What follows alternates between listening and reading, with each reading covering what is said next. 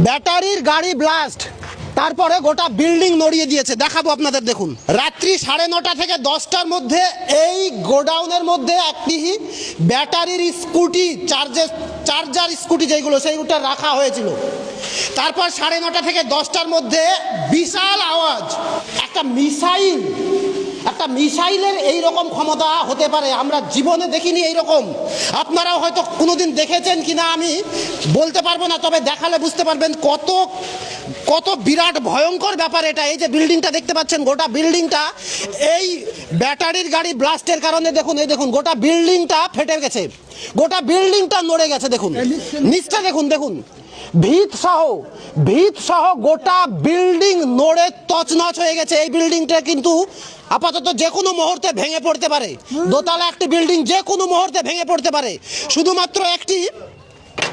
শুধুমাত্র একটি ব্যাটারির গাড়ি ব্লাস্ট হওয়ার কারণেই এই দুর্ঘটনা ঘটেছে, এত বড় ঘটনা। গোটা বিল্ডিং চারিদিক ফেটে গেছে। আর একটা বড় ব্যাপার হচ্ছে ওই গোডাউনের সামনে যে শাটারটা ছিল, সেই শাটারটা দেখায় আসুন। এই যে গোডাউনের মুখের যে শাটারটি ছিল, সেটা এখান থেকে দূরে সরে গিয়ে, দেখুন দূরে গিয়ে প্রায় 25 হাত থেকে 30 হাত দূরে এসে পড়েছে। তার মানে কি পরিমাণ প্রেসার আর কি পরিমাণ শক্তি এই ব্যাটারির গাড়ির বলতে পারেন।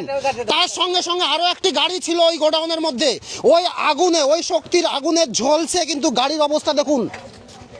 গাড়িটির কি অবস্থা দেখুন, হন্ডায় যে গাড়িটি সেটাও কিন্তু ঝলসে গেছে। আর কিছুক্ষণ থাকলে কিন্তু এই গাড়িটাও ব্লাস্ট হতে পারতো।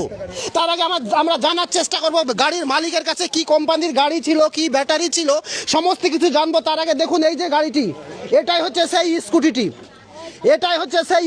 এই যে ব্যাটারির সব সেলগুলো দেখুন, এই সমস্ত সেল যেভাবে ব্লাস্ট হয়েছে, বারবার উল্লেখ করছি, তাতে ছোটোখাটো বোমা কিন্তু এত আওয়াজ করতে পারবে না, বা এত ক্ষমতা ছোটোখাটো বোমার নাও থাকতে পারে। যে পরিমাণে একটা গোটা বিল্ডিংকে নড়িয়ে দিয়েছে, ভেঙে পড়ে যাওয়ার সম্ভাবনাও কিন্তু এখনো রয়েছে। এই বাড়ির মালিক কি বলছেন আসুন জানার চেষ্টা করি। আচ্ছা, গাড়িটি কি কোম্পানির গাড়ি ছিল? গোইন কোম্পানির। কি ব্যাটারি ছিল বলেছে? লিথিয়াম। আচ্ছা, গাড়িটা কি চার্জে কানেক্টেড ছিল? চার্জ থেকে সরিয়ে রাখা ছিল মানে কতক্ষণ চার্জে দিয়েছিলেন? চার্জ ওই প্রায় হয়ে যাওয়ার একটু কম ছিল, মানে ফুল চার্জ হওয়ার আগেই সরিয়ে নিয়েছিলেন, তাই তো? তারপরে রেখেছিলেন? হ্যাঁ। তারপরে কি হলো? রেখে শাটার লাগিয়ে দিয়ে উপরে উঠে গেছে। 5 মিনিট পরে ভেতর থেকে শব্দ হয়ে শাটার মাটার উড়িয়ে অনেক দূরে চলে গেছে সবকিছু। আর এমনি ঘরের যে অবস্থা,